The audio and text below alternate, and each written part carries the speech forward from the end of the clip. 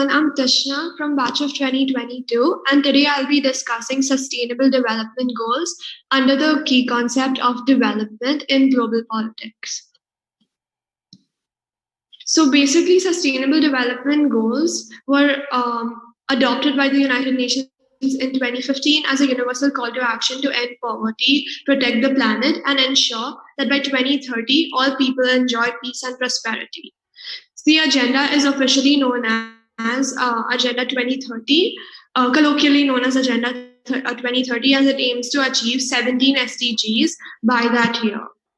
So the first one is no poverty, zero hunger, good health and well-being, quality education, gender equality, clean water and sanitation, and the list goes on till goal number 17, which is participation for the goals, the most important one and the one we will be discussing further in the presentation. It is important to know how to navigate the Sustainable Development Report. There'll be a link in the description of this video. So for example, we of course have overall ranks, just like any other development report. And the countries which rank first are often which are already high in development. For example, in this report, the first one is Finland, and then it's followed by Sweden, Denmark, Germany. But it's essential, if you look at the column in the right, to understand that each development rank is further divided into individual scores. So we can look at, for example, the one of India. So India ranks really low in the Sustainable Development Report. However, when you look at its individual rankings, you can notice that its performance by each of the 17 SDGs varies, right? So for example, SDG number 13, climate action, increased tremendously. So you can see like a green arrow. And so for the one SDG 6, it was the same, clean water and sanitation.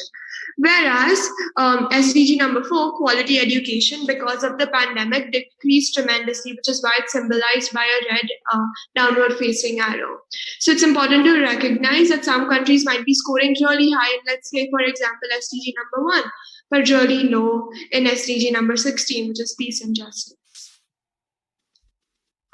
Now we also have criticisms of the Sustainable Development Goals and the entire Agenda 2030 formed by the UNGA. The first one being that it is too bureaucratic. If you've noticed, it takes a top-down approach, right? However, it's essential to recognize that the 17 Sustainable Development Goals are wide, and they are wide for a reason. For example, gender equality will look completely different in Vietnam than it will in Norway. Hence, the measures to which it's assessed might not be fair.